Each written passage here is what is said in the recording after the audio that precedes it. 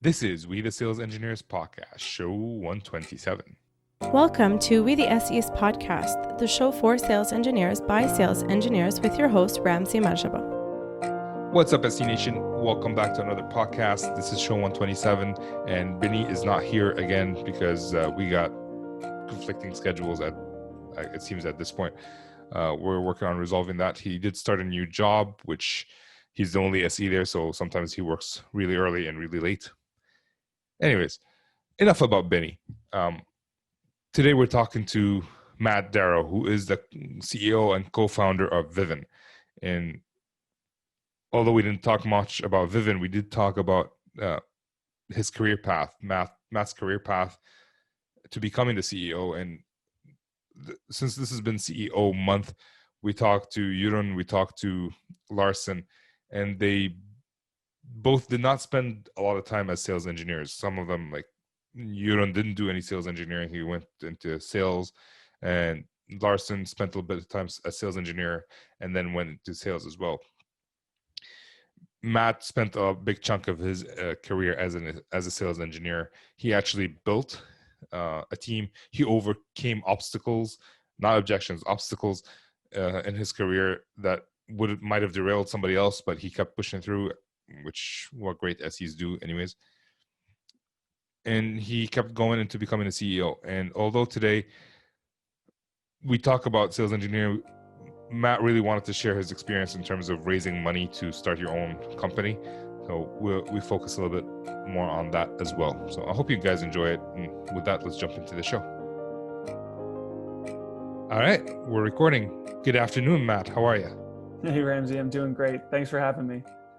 Well, it's my pleasure. I feel like I have a celebrity, but I don't know if anybody knows already who I'm talking to. So do you mind introducing yourself to the folks listening? Of course. My name's Matt Darrow. I'm the co-founder and CEO of Vivun. We built the first enterprise platform for pre-sales. And pre-sales is something that is super passionate and close to my heart. It's where I've sort of cut my teeth in my career before founding these companies. And I'm really excited to share some of the things I've learned along the way. And thanks for having me. It's my pleasure. So you weren't born CEO. You had to work your way up. I did. That is definitely a true statement. Do you mind telling us how you worked your way up to becoming a co-founder of Vivun? Yeah. What I found too, and some of the mentors that I had previously just in my time and career, is the strange number of CEOs that actually had spent time in bringing in pre-sales sometime throughout their career. And my journey into pre-sales, it was probably like everybody else, where it was completely unexpected. I mean, Ramsey, when you got into pre-sales as well, is that something that you knew that was on the table for you too? Yeah, well, I joined a company called Spirent as a systems engineer. Yeah. Turns out that was a pre-sales role after the fact. That's exactly right. Well, Yeah. I did. So I was an engineer by background as well, right? I studied engineering at Berkeley, did my master's at UCLA, and I was writing software, doing simulations of heat distributions on servers. And I was like, well, this isn't for me, right? So then I went into consulting, was writing code and ABAP and SAP for a bunch of while, and also felt, the post-sales world wasn't really for me either. And that's when I heard about pre-sales, which was this interesting combination of technical sort of expertise coupled with solving real business problems. And I got my first gig as an SE working for Godard Abel, who's now the CEO over at G2.com, over Big Machines, the CPQ company, like 10, 12 years ago. And then from there, really start to become an expert in the craft of pre-sales. But that ultimately led me to the role as a founding CEO, where pre-sales gave me a great breadth of exposure to a lot of different functions, ultimately led me into the world of product management before making the ultimate leap to start a company on my own.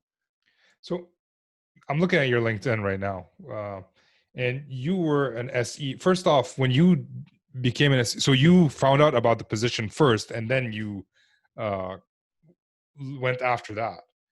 Yep. Does that sound accurate? Okay. Yep. Did you struggle to find a job as a sales engineer? Because it seems that a lot of people struggle in that area initially. Well, back when I I was going to say not quite, because back when I made the shift from Deloitte Consulting and then over into Big Machines as a sales engineer, this is when I think, it seemed like there were a lot of interesting opportunities abound for those different types of roles. But I actually didn't even know what I was clearly getting myself in for as well. I just saw that, hey, this was something that combined two things that I really loved, which was solving business problems and understanding technology. And I think the question probably on the Big Machine side was, well, hey, someone that's not a sales engineer, can we take a bet and can we take a chance on this person? And I think, again, bringing to the table those two sets of experiences on the business side and the engineering side made that an interesting fit both ways. And even then, you worked as a sales engineer at Big Machines for like 1.5 years, based on your LinkedIn.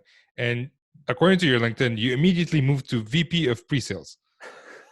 Is it missing anything, or did you summarize some things as part of one title, or how did that go? Yeah, and this is where so for myself, when I was an individual contributor over at Big Machines, I was working with enterprise accounts, supporting North America and Latin America, and what was happening is we started to talk to more and more software companies that were struggling with new types of pricing and business models, a la subscriptions. Instead of doing perpetual licenses, they were trying to do a bunch of annual contracts that had renewals and co-termination, upgrades and downgrades. And it was really tough, right? It was really tough to support that in how we were doing quoting and pricing. That's when I heard of a company called Zora, who was really early at the time as well, but they were focused on subscriptions. And I thought, well, this is a great mutual fit. I almost didn't even get hired or had a job at Zora, which would have been an interesting change in definitely my career, because I got called by a recruiter, right? I knew a little bit about the company, and I got a call back from the recruiter, and they said, "Hey, Matt, I love your energy and your background, but you don't have enough years of experience. You don't pass the minimum bar to ride this ride and actually interview for a job over here as a sales engineer." And I was like, "Oh man." That kind of hit me as a big blow, because I'm there sitting and saying, well, I've got this really great background. Sure, I don't have the 7-8+ years of experience that some folks have, but I think that I could add a lot to what the company's going through. That's what I did. I called him back and I said, well, hold on a second, right? I'm going to give you the fact that true, I haven't been a sales engineer for nearly a decade, but I think I can come in with high energy, hard work. I know the space. I've got trained on it by great folks at the Big Machines area. And I think you should take a chance on me. And they did, right? Got brought in for an interview, made everybody in the company, the president, CEO, as well as the rest of the team. And then I was the youngest sales engineer. People thought that I was an intern when I first started there. I remember that my first day on the job, actually. And then from there, I went very quickly into going from an individual contributor to being responsible for building out the enterprise team. And then after building out the enterprise team, taking over the entire global team and expanding that and building that out completely. So it was a very, very sort of quick journey then after starting to work with the company.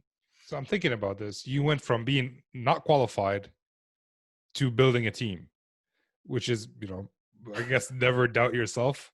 That's a pure example of that. So good job. When you were there, I don't know why I'm getting excited for you. When you were there, like, did you feel confident that you're going to be able to build a team beyond being just a sales engineer? Like, you got pushed up really quickly, and it seems that there were other SEs around you.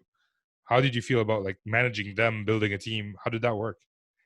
Yeah, well, I mean, I think part of it was I had great folks around me that were part of the journey that we not only got great coaching and mentorship from, but at the same time worked really closely together. So my co-founding CTO here at Vivun, he and I worked together back at Zora. So when we were starting, I was building out the enterprise team. He was building out the commercial team. It was really both of the time that he and I it was like the first time that we had really done that. And we worked really closely together to kind of have each other's backs as well as make sure that was successful. And then ultimately, he went to Signal Effects to join them really early stage. That's when I went to drive the large global organization at Zora before going into product management. So I had a really great, I would say, partner in crime to go on this journey with, and somebody that I loved working with, who's, John Bruce, who's now at Vivun with us and helped me co-found the company with our other founders, and the CTO. And we had really great mentorship too. So Tien Zo, right, the CEO of Zora, he had SE on his resume way back in the day too. So there was a lot of great, mentorship as well from the very top of the company. Okay. That seems interesting, because I did a move a few years back from SE to sales, and the mentorship part affected me negatively, the opposite way that it affected you, that I had to send me back to being an SE. So being part of a group that's actually helping you grow, you don't just want to move up in any company. I think that's what I'm trying to say. You have to have the infrastructure to support you, especially if you're brand new and you might need some help from people who have your back versus those who throw you under the bus. So that's very interesting. Well, moving up within the same area of the company, I think, was helpful and allowed them to keep sort of taking bets and chances on us too, because the more and more success that we had individually, and then with our teams that we were starting to grow, the more and more deep domain expertise we had, not only in our product and service, but also the technology. So as long as we got great top-down mentorship, having never done it before, and a really great support system of people that we're going through it with, we had the core tenets of what leadership came from, which is, expertise in your craft, mastery of the business, but then also being able to work with others in different departments, and allowed us to go on a really fun run in very short order. And I assume your relationship with John, you kept the relationship going with John after he moved away from Zora. Does that sound accurate? Yeah, we've been longtime friends ever since meeting each other at Zora, where I interviewed him too. We've climbed mountains. I remember we climbed mountains together, like Mount Shasta. We've gone on lots of friends and family vacations together. We're just very, very known each other for a long time, and professionally are really complementary for what we sort of how we think and what we bring together, which is why it's a great complement for starting and founding a company. We'll talk about later is how do you assemble a really great core team. Okay. And then you decided to move from being a very successful pre-sales VP to a new role as a VP of products. What made you do that move? Well, that one was, we got to the point where I had built out the global organization that spanned, across APJ all the way through the Americas and all the way across EMEA. And that was something incredible that I had always wanted to participate in. I was really glad to see that happen in a high growth company, right? We were opening up offices in Tokyo and offices in Sydney and offices over in Paris and Berlin. And after that, the team was in a really great and a strong spot. And one of the things that I always feel, even for folks at our company here at Vivun, is we love mobility and love folks to sort of take on different challenges, but making sure that things are in a good position before you make a type of move like that. So the timing was really great from where the team was perspective. So the team was in a really, really strong and stable position. And then after that, I always had a goal from even when I very first started my career and came out of the world of engineering in college, was starting a company. Even from when I was, in elementary school, I was always, building products, selling different types of services, inventing and working on things. And it was just a creative part of me that I always wanted to go and see through. And when I was thinking about what to do after pre-sales that would set me up for that, I think a lot of the common questions are stay in pre-sales, marketing, product management, sales. And product management was an area that ultimately, helped me learn a new set of skills that would be incredibly useful on the journey to launching a brand new business. So did you do that specifically because you knew you have an idea for Vivun that you wanted to launch, or did you move into product management and then had the idea to do Vivun? Well, that it was the latter, and I didn't even have I at the time I wasn't even thinking about launching the company at the time, but I knew that eventually down the road, going and being a founder and starting a company was something that was motivating me. So that was the right sort of next step. Um, and the impetus for Vivun was like completely different. Well, the impetus for Vivun came from the very same origin that our CEO and CTO mentors like Teen and Karthik Rao at Signal Effects went through, which is living a problem firsthand and then go building a great company out of those learnings, because a lot of the learnings that we had on the IPO run at Zora ultimately influenced and made their way into Vivun. But that was later, right? It was after the company had gone public. I was taking time off, and true to form of wanting to start a business, I had about 8 ideas of things that I was really thinking about, and this one was on the list. That was the only software idea that I really had, but it was the one that kept gnawing at me because it was something that I was really passionate about, which is solving problems for pre-sales, where I went and really cut my teeth in my career and felt the need that group was going through firsthand on all the things that I experienced. And it just made it completely logical to go and call John Bruce back up, my CTO, co-founder, and put a team together and start the company. So I noticed a trend. I've talked to several CEOs so far of companies who were SEs at one point, and it seems that you guys have a trend of starting something out of university. Is that a prerequisite? If someone didn't start something out of university, they just started their career normally, are they doomed to stay as a I don't know if it's doomed is the right word. Are they blessed to be in a secure spot, I guess, if you want to put a positive spin? Well, hey, Versus absolutely, because I didn't I had a bunch of side projects and interesting products and endeavors that I had over my entire life, but I took a very natural route after university, where I went from being an engineer to writing software, and said, boy, I can't I can't be sort of isolated in this environment. It's just not my personality. And then I would say I bounced around a little bit at the very beginning to find that right fit, which for me was magically pre-sales, that then gave me all these different learnings. But I definitely wasn't somebody that, dropped out of Cal 2 years in. So I lost connectivity for a second. You were saying that you didn't drop out of university to start a business.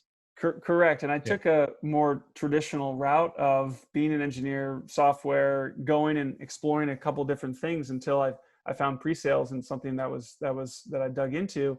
But where I was going to say is, I would never have had, I think, the insight and the ability to create Vivun had I not gone through that journey, because, we're a B2B enterprise startup, and that's really tough domain to get into right out of university, because you don't come out and know all the challenges that a B2B enterprise is going through. I remember my first gig at Deloitte. We're doing a SAP rollout for a very large global Fortune 100 company, and I didn't really truly appreciate even the differences of migrations between different prod orgs and why that was important, right? Just the mechanics of B2B and the enterprise and how it works. So what was interesting for me is, by actually getting deep into the world of B2B early, I felt like I was able to absorb a whole lot of sort of perspective on what those types of challenges are, and then still be in a position where, at a pretty young age, have a lot of energy to then go and tackle a really formidable challenge, which is starting something from nothing. Yeah. Well, I think SEs are kind of in a unique spot where they do see the both business and the technical, which puts them in a unique spot of being able to open businesses and knowing to talk to both sides. But the question is, how hard was it to convince John, my CTO? John, yes. How hard was it to convince John to join you in Vivun? Well,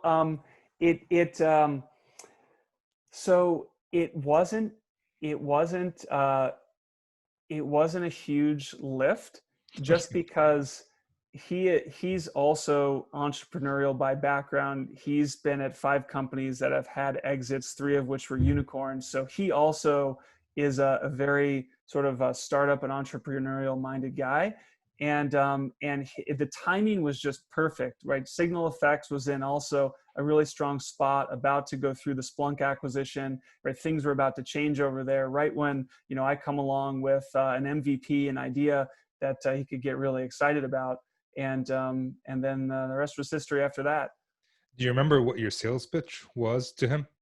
I do actually, and this is kind of an embarrassing story, truthfully. I had a couple things printed out. I had a vision statement.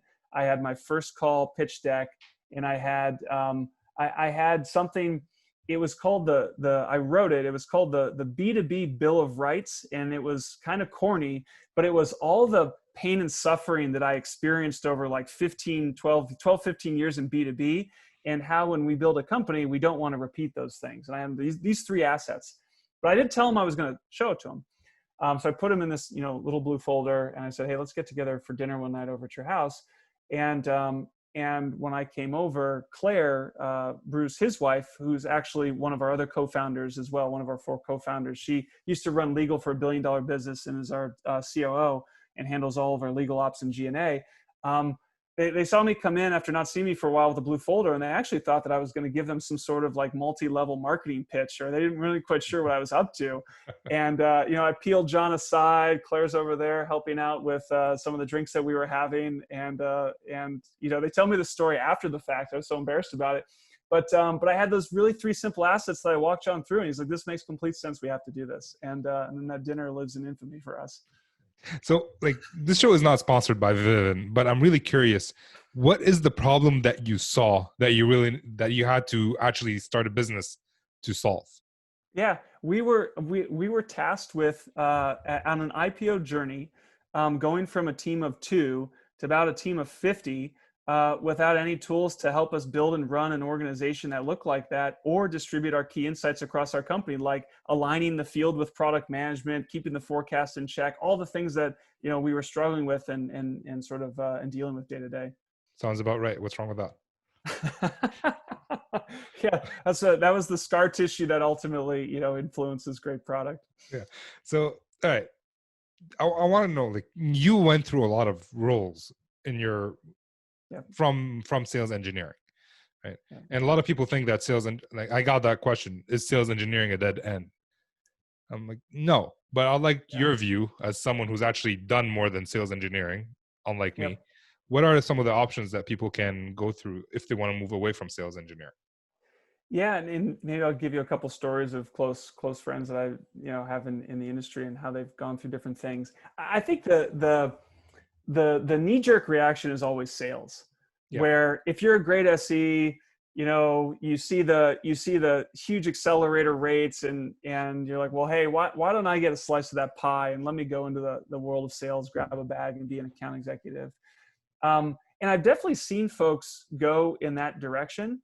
But it's challenging, right? It's challenging because you're used to working, I would say, the meat of the sales process as an SE versus the bookends. Yep. And there's a lot of grunt work that happens on the bookends, just the follow-up and the calling and the account penetration and like all of that stuff on the front end. And then at the back end of the process, dealing with the just procurement process and negotiation, security reviews. It's the things outside of the bounds of how does the technology help the company succeed. So while I think it's definitely a natural notion that, hey, an SE might want to go and carry a bag and go into sales, I think those are some of the personality differences that anybody that makes that transition should go in eyes wide open with, because I've definitely seen folks that were on my SE team that I helped them go to sales, and then they sort of rebounded back once they're like, well, that really wasn't it. Same story. Yeah. I always thought marketing was also a really interesting angle too. One of my other close friends, Monica Saha, she's the CMO over at Delphix. She was an amazing sales engineer, went into product marketing, then went into, became the VP of marketing, and then became the CMO. And I think what she was always phenomenal at was storytelling and positioning, and that's a natural skill, and actually one of the top skills that I would hire for SEs, which is empathy and storytelling. where people aren't buying features, right? They want to understand how this product and solution is really going to transform their business. And that's a very, that's a really important skill that lends really nicely to marketing. This is like marketing. I feel like it's the most natural move for an SE personally, but no one talks about it as a move. Almost everybody talks about sales, Yep. or SE management, or even product management, but not many people talk about marketing. So yeah, like I'm 100% there with you. Like that's kind of what we do. We market ourselves.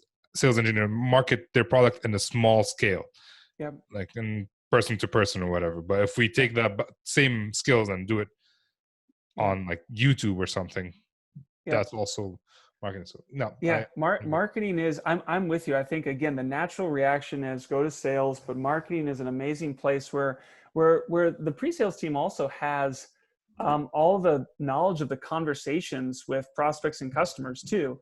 And that's actually, it works well for marketing. That also works well for product management. And because the pre-sales team, they're like the ones that have a vested interest in driving revenue and creating the product, and they're sort of innately tied into both, less so for some of the other roles and functions. That's where PM is normally a very strong fit too, because you just have so much domain expertise in the needs of the customer base in the market. I think the challenge of the shift to product, though, just like when you shift to sales, you go from focusing on the meat of the sale to the bookends of the sale. When you shift to product management, you move from a world of sales and revenue generation that is kind of fast and furious and ever changing and sort of fly by the seat of your pants. And there's highs and lows and, deals closing and deals pushing and competitors. And it's like every day is a fight. And then the world of product management is just, it's a little slower, a little bit more methodical in how you need to go from ideation to, building to delivery and run that full spectrum. That I think that that's the other thing that I would throw out there for any SEs out there listening that we're thinking on the product route. Just know that shift too. That the world moves a little slower.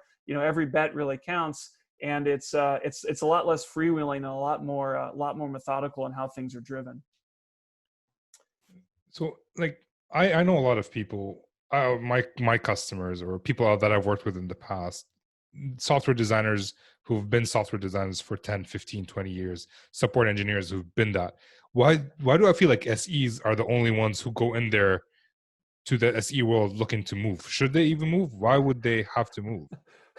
So this is one of the fiery passions we have for why we wanted to launch Vivun 2 was like this notion of the glass ceiling for this role of SE. Because if you look at a normal company's e-staff, there's no chief pre-sales officer. There's a lot of times large organizations don't even have a vice president. It's a head, and it's this, and I think it's this unfortunate artificial constraint that has grown up with this role where there's a VP of marketing, there's a VP of sales, there's a VP of customer success, there's a VP of product, and there's a VP of operations. There's even a VP of sales enablement.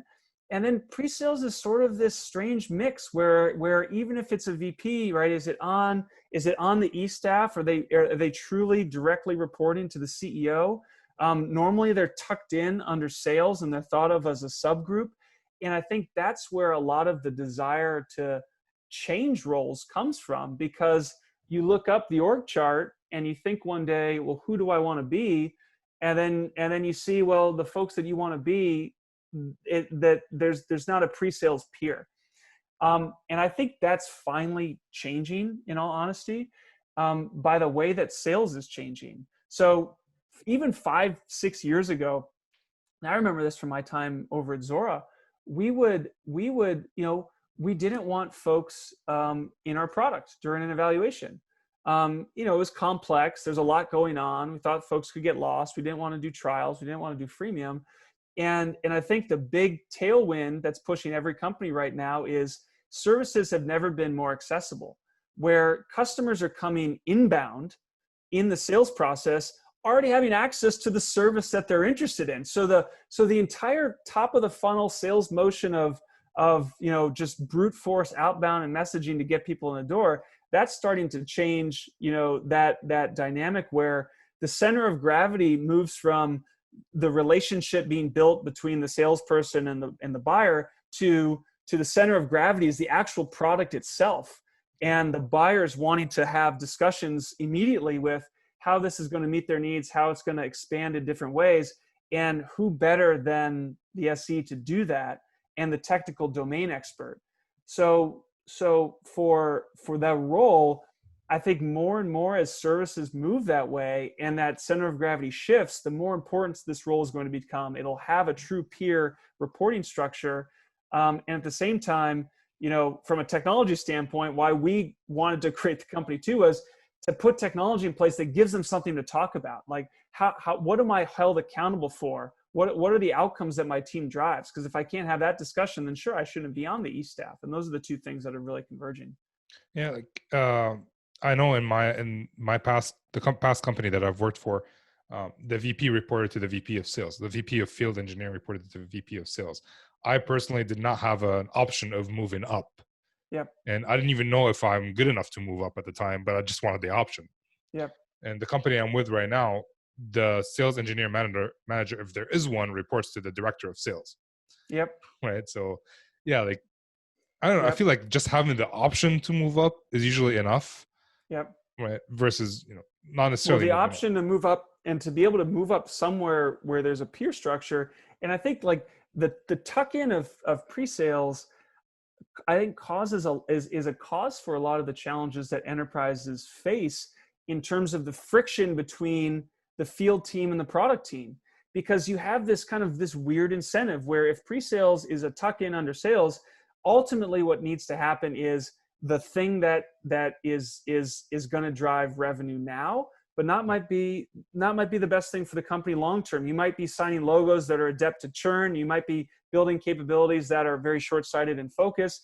But when you can peel them out, and instead the responsibility of pre-sales is to be the glue and the hub between like the folks that are building, the engineers and the PMs, and the folks that are selling. And it's like this great governance and checks and balance that is going to help every company out, either just run completely better, ship better products, make sure the customers are successful. And it gives a great career path where pre-sales doesn't feel like they need to move, because now they're it's a level of importance in the organization that doesn't make you have to feel to be successful I got to go jump ship. Yeah, I think it's a common complaint that most, from an SE perspective, that salespeople get the recognition, although the SEs did most of the work. And if they had their own structure, maybe within their structure at least, they'd get some recognition. Yeah. So yeah, I get it. Yeah, I've been there too, man. Fighting for it's sales kickoff, and people they forgot to schedule the hotel rooms for the SEs. Right, this is all part of it's the 101 on SE management, what to look out for, so that stuff doesn't happen. But yeah, I've seen it, lived it. That's never happened to me, so I've been lucky. Right? I've been called up on stage. I've never had that friction with salespeople, like other than the normal friction that a SE would have with the salespeople. Never up the structure. But let's say someone decided they no longer want to be an SE. They did a few moves, and they went and did the multi-tier marketing scheme pitch to their partner. What is usually the first, how do they get money to actually start a company? Yeah. So this was something that we had absolutely no idea about the first time that we did it. We never had to go through it before. So we first started to gather a bunch of data and information around this. So we called our old CEOs and mentors and founders that we knew and kind of got their take and perspective, and pieced together what I would say is an initial round that we really fumbled through, but ended up in a great spot and sure learned a lot. So hope to pass this on as well. The first thing was before even engaging with particular venture capital firms, I think developing a target set of who the right target is super important, because all firms really specialize in different rounds and check sizes. So one of the mistakes that we made early on was, because we had strong network connections, going and talking to folks that are way later stage than where we were in the journey. because there's a whole class of great funds and firms that focus on seed investing and Series A and Series B. And even within those tranches of seed and Series A, they're comfortable writing and making different size investments, 100K, 500K, a million, 3 million, 10 million, 15, whatever it happens to be. So the first thing is do your homework and know who you want to target. And that's number one, which is make sure that you're targeting firms that are going to write check sizes and play in the space and the maturity level where you are. And that also they have partners that are focused on your space. So for us, making sure that we engage with folks in B2B enterprise was very important versus folks that specialize in B2C consumer or physical goods or other areas. Right. Once you have the targets identified, then it's a matter of, okay, how do you put your best foot forward? And the second thing that we did, which I thought was, and I'd coach anybody to do this too, is we had a couple strategic angels for our first round of funding that had pre-committed to us to participate in the round when a seed investor and an initial investor was going to lead the round. And why that was important is when you're approaching the VC firms, they don't know us, right? We didn't spend 10 years in the trenches with our sleeves rolled up, but I sure as heck, my angels did, right? So folks like, Godard Abel was one of our early angels, right? I'd known the guy since Big Machines, gave him my first gig as an SE, kept in touch for a decade. And it was a really great testament to, vouching for the fact that, these folks actually are kind of know what they're doing. Once we had that, then the next sort of area of focus is, how do you get in the door? And a great piece of advice that we received that I would also pass on is, don't come in through the front door. And it seems kind of strange because at that point we were getting inbound in mail, LinkedIn mail, so not physical mail, around people that wanted to talk to us because that they had heard that, we were going to, potentially put a round together. And while it's great, you feel good, people are reaching out, right? They're doing lead gen on their part to bring you in. But instead of coming in from, sort of the first partner and then working your way up through the firm to ultimately the general partner that'll make a decision, we spent a whole lot of time in our network to know who is connected to who that could go and make the right level of introduction so that, one, we could be vouched for, but at the same time, right, we're having the conversation at the level that we need to do. Can we just pause for a second? Sorry, Yeah. I hope I don't cut off your trail of thought, but just so I can gather all this information, you didn't go straight for a venture capitalist company. You went for an angel investor who did introductions to you or vouched for you. Did I understand that correctly? Well, we were going straight for a venture capital firm, but before we approached them, what was important to us was to put together a small group of strategic angels that were going to participate in the round as well, that would give us, one, introductions, but then also validation, right? Like, hey, we've worked with these folks in the past and, So you have some credibility, basically, hey, they're going to invest. We're just looking for a little bit more money to help us out. And you trust them. So trust us. Okay. Correct. And normally, the dollar size is probably different where the angels are smaller than who the lead will be, but it was the mechanics of, especially when you're a first-time founder, right, showing up on the doorstep of, Silicon Valley, raising funds. It's really difficult if you're not a known quantity, right? So you have to think about, well, how do I put together credibility and background and folks that are going to be able to know what I'm capable of. And that's how we approach that. Okay. And then you got invited in to meet with like some junior partners or junior people, and you decided to find who can introduce you to the higher up right away, and you can go meet them. Yep. Exactly right. Which is, when folks outreach, and always, it's great to be transparent about, the process that's going on. And always, appreciative of it. But I think the way that you can accelerate the conversations is, use the network to figure out who knows who that can actually link you up to have the right discussion. That's why I go back toward, if my first time starting a B2B enterprise company, I think, not trying to be a founder right after college worked really well because I was able to build up a great network of folks in B2B enterprise that that, knew what we were capable of from a work standpoint and developed a lot of great connections and developed a lot of expertise. And that's very different than perhaps if I had come up with a consumer style app or something like that. So this sounds a lot like sales, where you're trying to bypass the people, like on the users, and go straight to the decision makers. Yeah, think about creating a funnel of pipeline, qualifying the pipeline, figuring out how you actually go and get in front of the right folks to have the right conversations. And it's the same thing on the other side too. So it's I think that's a great analogy, Ramsey. Exactly right. Thank you. I achieved my quota of great analogies for the year.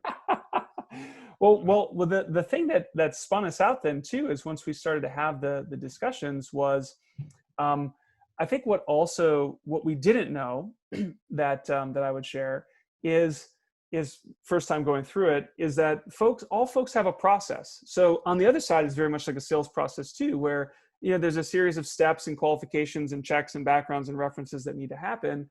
When we went to raise money, we had an MVP out in market already that had a small set of customers using it, that had feedback. We actually were closing deals at the time. We had some recurring revenue coming in.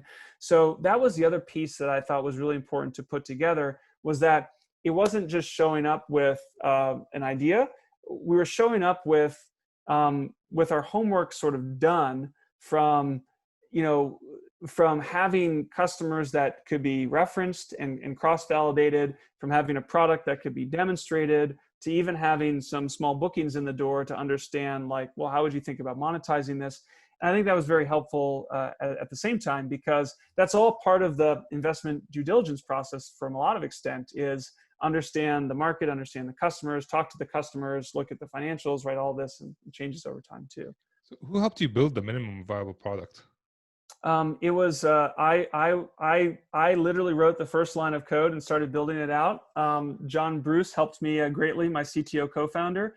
And then early on, we were really scrappy, and I had friends in industry that had on-contract developers that we had a close relationship with, that allowed us to get an MVP up and out the door, to the point that we can start to quickly iterate on feedback and designs and thinking.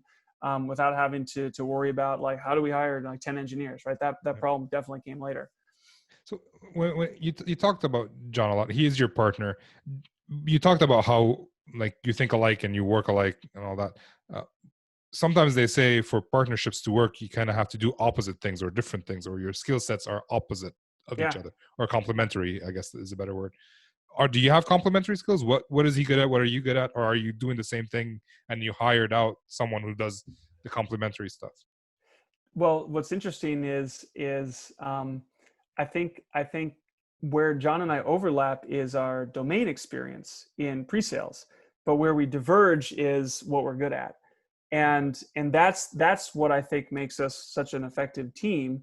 And we even do, personality characteristics here at the company as we do team building. And, if we look at a pie slice and quadrants, like, we're completely diametrically opposed, which is great because, John was one of the first engineers over at Pandora and is a really deep, detailed guy when it comes to design thinking and engineering, but deep domain expertise in pre-sales. And then myself, I'm much more like, forward-leading product management, set the vision type of thing, and then build a team, and then we bring those two worlds together. It's funny. As soon as you said that, I figured out that he's the CTO, and yes, he is the CTO. Okay. Well, I would say, so on the team side too, that was really important on the initial, the initial fundraisers, putting together, an initial core team that you could place a bet on. But I do want to say and relate to, folks listening around, another lesson learned was, well, what is the pitch deck too?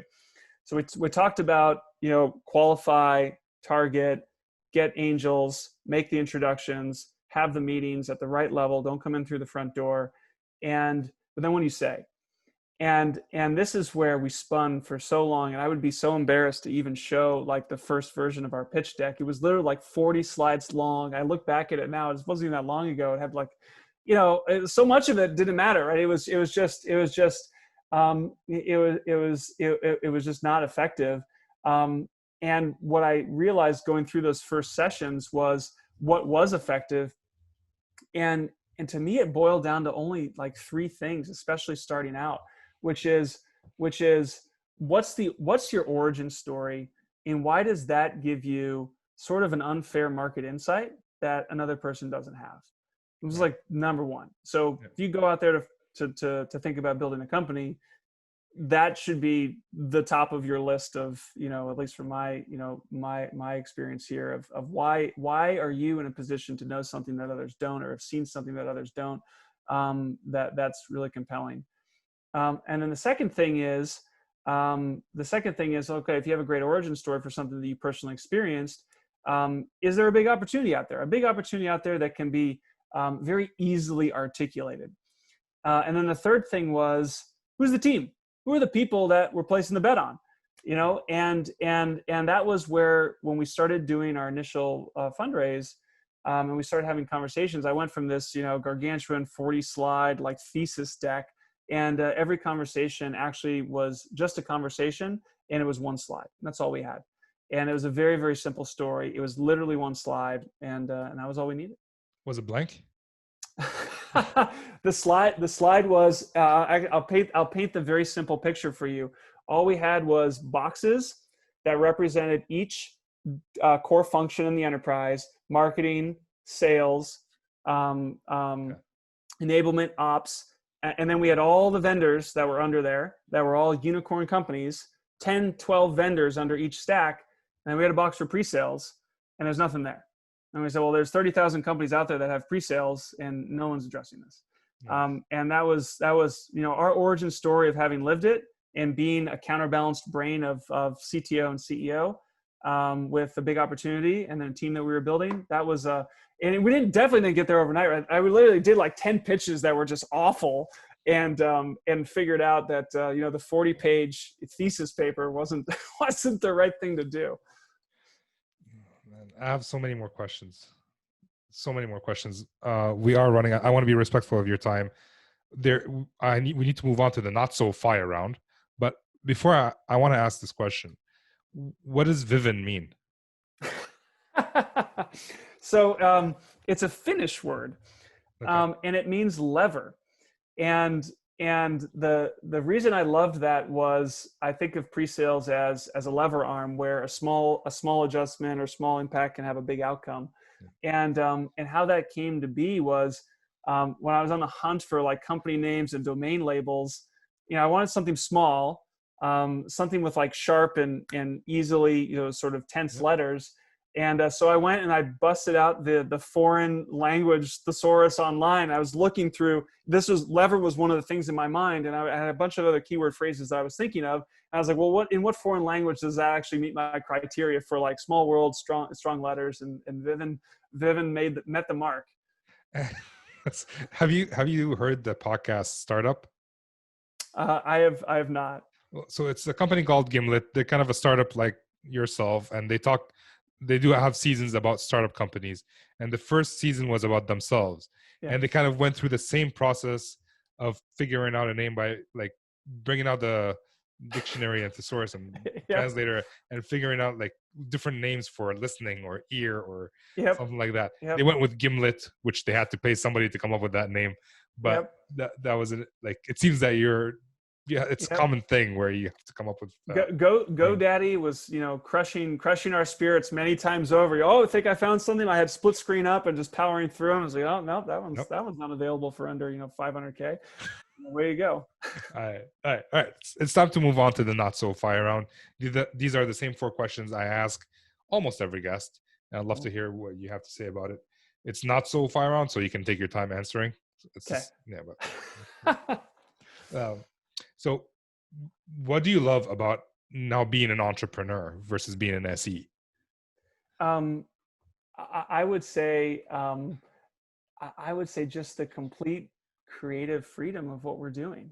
That's the best part, which is we're in complete control of our destiny, and building a great team to come along with it, right? There's if we wake up one day and need to make an adjustment, need to make a change, it just, it's our team that helps do that as the company. And that's really exciting as somebody that, has always valued moving fast and being creative and those types of things. That makes sense. All right, so what would you change about your role right now? Um, other oh than man. sleeping more, being able to sleep more? Yeah. Yeah, exactly. Um, what I change?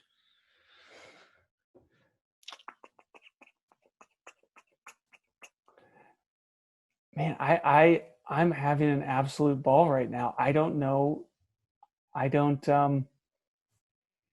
I can't I'm struggling on that one. You That's can tell okay. that these were preceded questions too, because you're really grinding me here too. But it's um yeah, it's I feel like in a really in a really just a overall good spot. Good. I'm happy for you.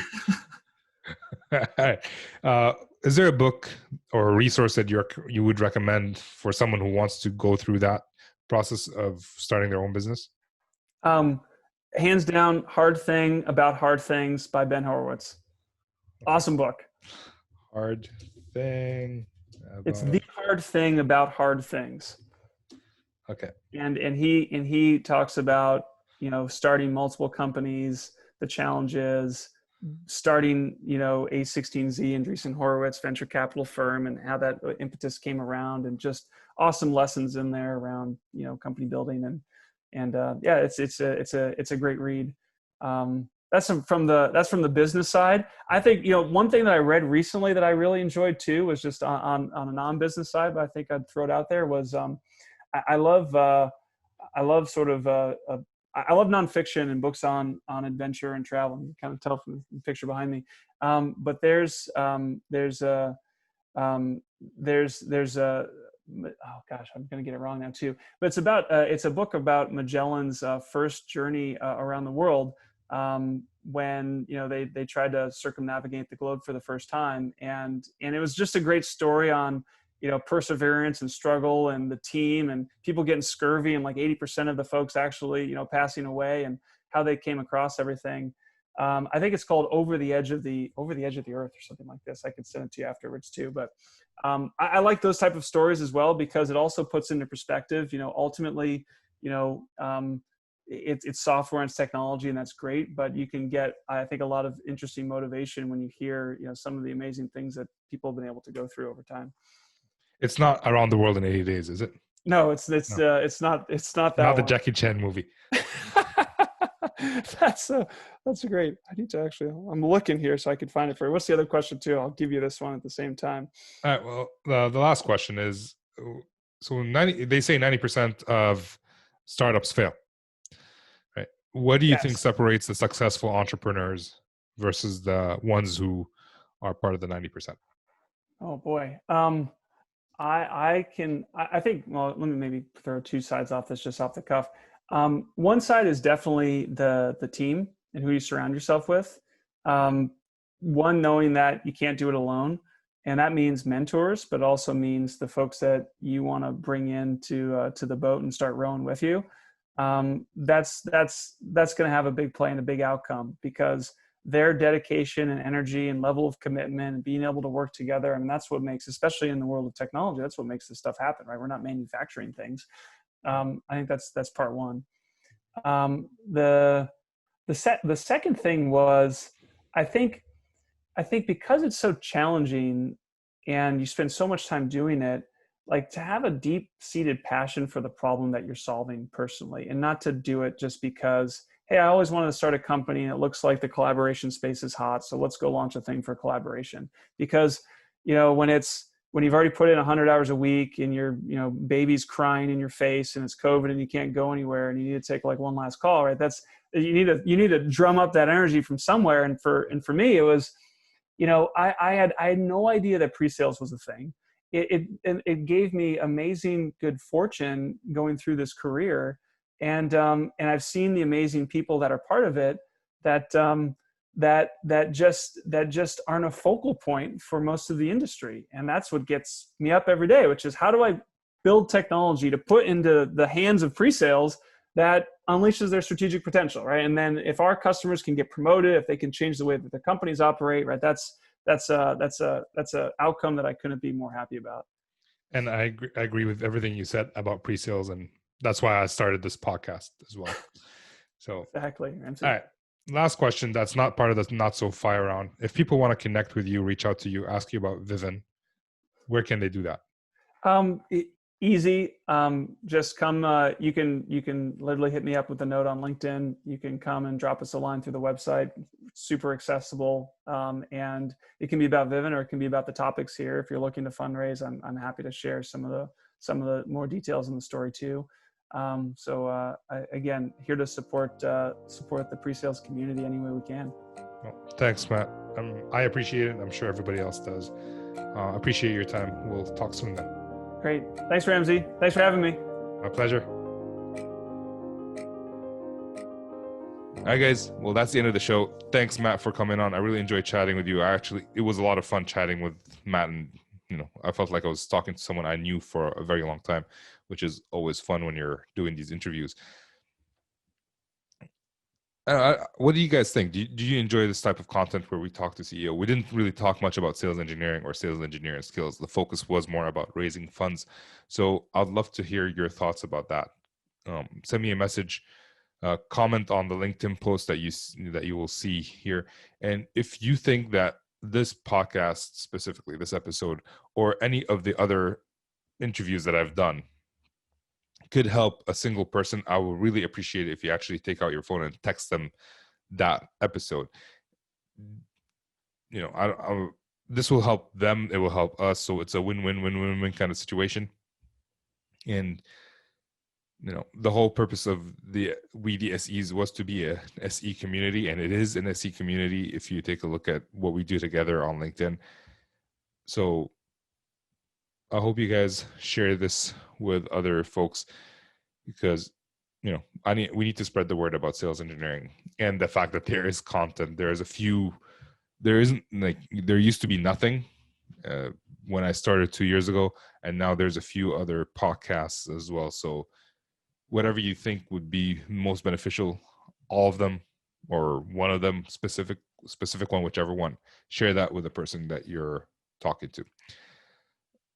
Without further ado, let's just call it a day. And this is Ramsey for the Invisible Benny signing off.